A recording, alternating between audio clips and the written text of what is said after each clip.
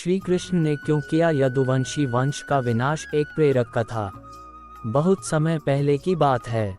महाभारत युद्ध के बाद जब धर्म की स्थापना हो चुकी थी, श्री कृष्ण ने द्वारका में एक शांत और धर्म में राज्य की स्थापना की थी।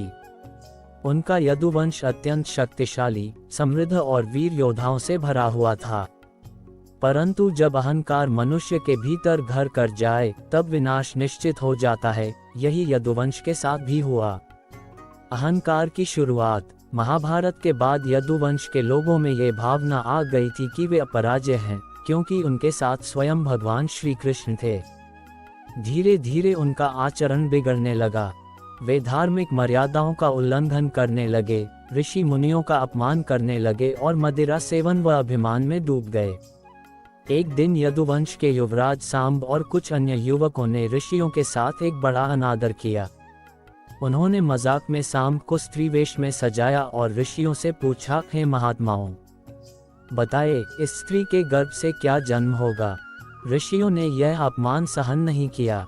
वे क्रोधित हो गए और शाप दे दिया, इस बालक के गर्भ से जो उत्पन्न होगा वही तुम्हारे कुल का विनाश करेगा। शाप का फल। कुछ समय बाद सांब के पेट से लोहे की एक मूसल गदा निकली।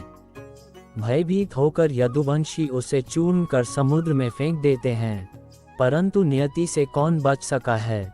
वह चूर्ण समुद्र किनारे आकर उगाए सरकंडों में बदल गया।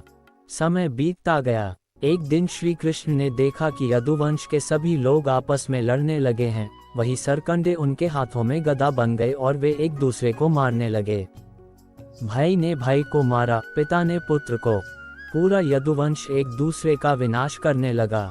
श्री कृष्ण की लीला। श्री कृष्ण ने ये सब शांत भाव से देखा। ये सब उनके ही संकेत से हो रहा था। उन्होंने जान लिया था कि अब यदुवंश में धर्म नहीं बचा। वे जानते थे कि यह कलियुग का प्रारंभ है और अब उनका कार्य पूर्ण हो चुका है। अंत में श्री कृष्ण एक वन में विश्राम करने चले गए। वहीं शिकारी जरासंध ने उनके पैर को हिरण समझकर तीर चला दिया। श्री कृष्ण ने शांत भाव से अपना शरीर त्याग दिया। कथा की सीख। यदुवंश का विनाश केवल एक शाप या युद्ध नहीं था, यह एक चेतावनी थी कि जब कोई भी व्यक्ति, समाज या वंश अहंकार, अधर्म और अनुशासनहीनता में डूब जाए तो उसका विनाश निश्चित होता है, चाहे वह भगवान के प्रिय ही क्यों न हो। श्री कृष्ण की यह लीला हमें ये सिखाती है कि धर्म, नम्रता और मर्यादा से ही समाज की रक्षा होती है।